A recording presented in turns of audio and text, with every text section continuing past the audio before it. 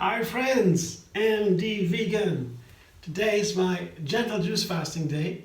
I do that once a week and it is coming back to my life in a way that has been natural, I guess, to all humans as long as we exist as a species. But now in modern times, industrialization, of food production and so on, we have forgotten about fasting. It has always been part of our lives. Yeah? Sometimes we had food enough and we ate a lot, and then other times we had no food at all, we had to fast. It was always normal in all cultures, as I learned from history. And now, when I began fasting many years ago, I had no idea that fasting existed or wasn't a thing. Really, we have grown up in a world where having food together in family was the most important thing of our family. Every day we had food together. I mean, fasting was really another thing. Well, now I do it every week, once, and I guess it's kind of natural. I really appreciate a lot to have this rest of the digestive tract. Not to have to digest food is such a relief for the body and for the mind. It's also cleansing a lot. It brings me silence and calm to my inside. It clarifies my mind. It's great, really. I would say if you're an artist, especially if you are creative on a regular basis, you should try, because it makes me so much more sensitive, so much more energetic once you are used to it a little bit. Of course, at first can be a little bit of a challenge, but that's why I do the gentle fasting. Gentle fasting with juices, and only so that I like it. If I feel bad about something, maybe it is too much cleansing, too hungry or so, I stop, I slow it down. I eat a little bit. But the most important thing is to do it every week, once a day, one night and day, and the next. That's the most important. It doesn't have to be strict. It has to be a pleasure. It has to be delightful. These juices are wonderful. They are really the delight part. And I try to create a new recipe every time I do the fasting. So and these recipes, they are so interesting because as I'm more sensitive on these days, I also feel better how these nutrients, how these plants, these ingredients, how they play together, how I experience and how I digest them and so on. Not digest, absorb them. I don't digest them with fasting. Okay, I said that before. That's true. So I feel more about that, and it makes me gives me a lot of knowledge about the ingredients. For example, take the beet juice. I make a beet juice today. Beet is not easy to juice, not as easy as a carrot. Both are grown in the earth roots, but the beets, if you just juice it as is, it scratches the throat. So you have to put something to it. I use a pear. I have a large pear here. It's a pear beet juice. And that was actually my first beet juice. Pear and a beet together. Then the scratching goes away. I add a little bit of lemon. I do that today. It's a classic. But when later I added a mango to a beet juice, I made a mango beet juice, that was a revolution to me. Not just having a delicious beet juice, no. Adding a mango to a beet creates a flavor that doesn't remind me of beet at all. There's no beet anymore. It's a candy kid flavor, I call it. It's one of the most amazing flavors I ever had, because it reminded me of the flavors I loved so much as a kid. When I loved candies, I was really addicted to candies as a kid. I liked a lot, but they were not healthy, of course, then, a long time ago.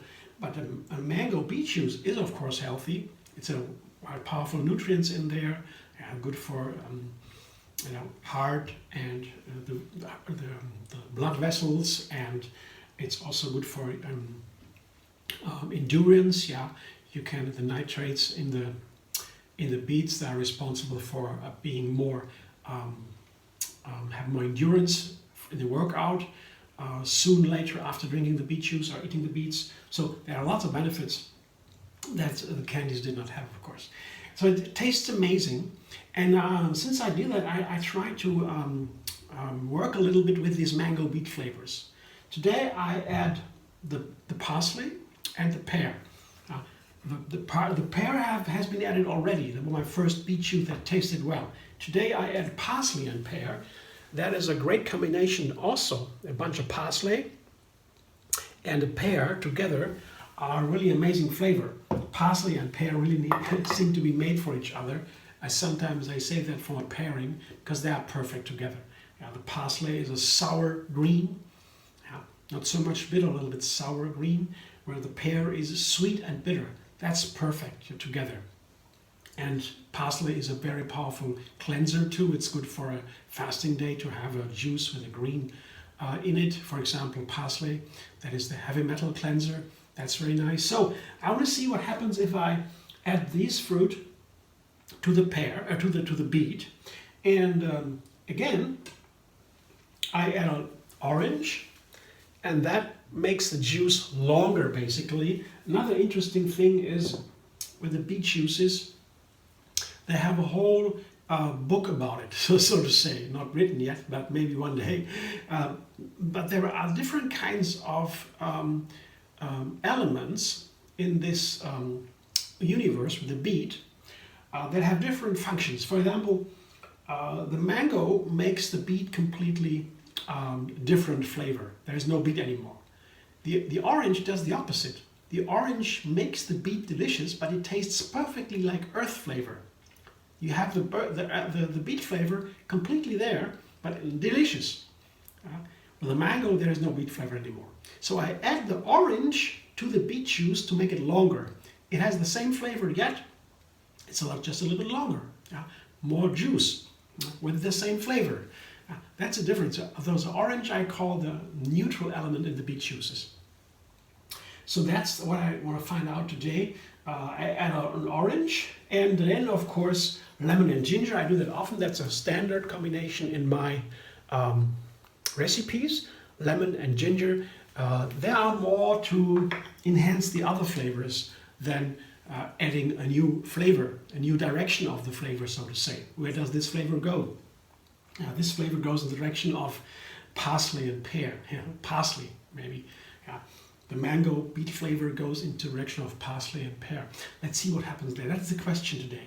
So let's see. I may be adding some lemon peel.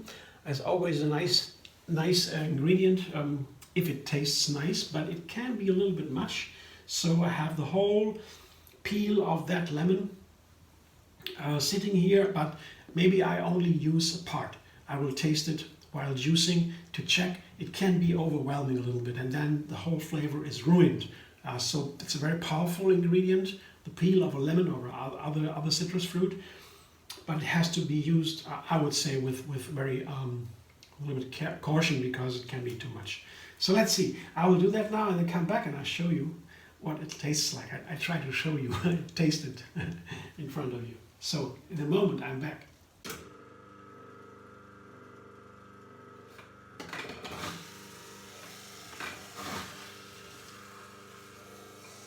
My beet juice is done.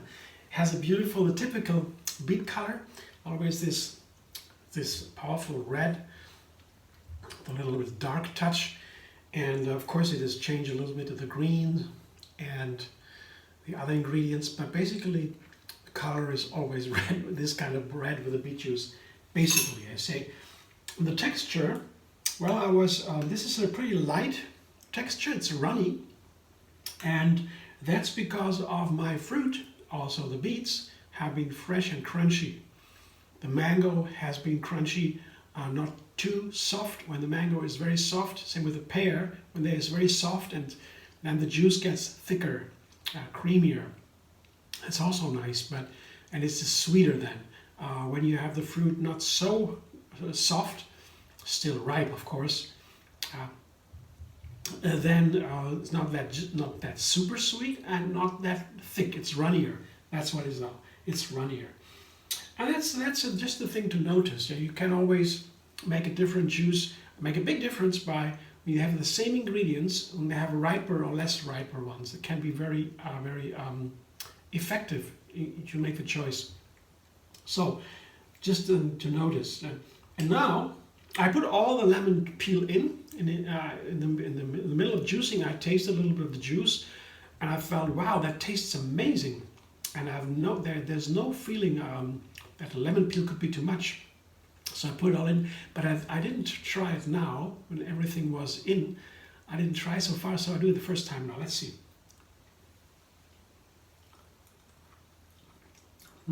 Oh, it's wonderful. It's wonderful. I mean, that juice, I mean, it was always going to be fantastic just because of the mango beet base, yeah?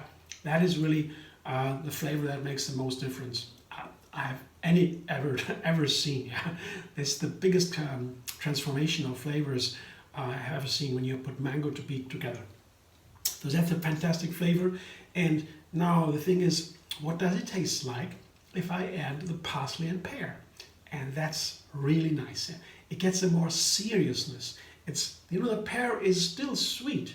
That is not serious. Serious is more bitter and sour, and so it gets a little bit more seriousness because of the parsley. It's a little sour green. At the same time, this seriousness, so to say, is balanced, beautifully balanced with a sweet and slightly bitter pear. Gentle flavor. So that gives a very nice twist to this juice, the beet mango juice. Really, have a look. You can't taste it now, of course, but here you can see it. It's really, you see, it's runny and pretty runny and a beautiful color, as you can see. Yeah. So I can show you now. I can tell you, really, I like that juice a lot. And you know, you could also add more parsley. For example, I have not taken that much now. It's a bunch. I would say you can take a lot more if you want. I would try that next time, maybe for myself. I make that juice again. I will certainly make that again. It's one of my best juices already here, that's for sure. And maybe I can even put more parsley. Feel free to try. Yeah, and let me know. So this is a wonderful one. Thanks for watching. I hope you enjoy. If you like my video, subscribe, MD Vegan on YouTube. Have another recipe every single day. And find me on Facebook, Instagram, Pinterest, and Twitter. And you can also find Tree Yoga Moon Fasting on Facebook. That is a Facebook page where I put all my juice recipes together. Only the juice recipes of these fasting beverages mainly, and a fasting calendar for the best fasting days. So check it out. If you want, you can be a member there easily too.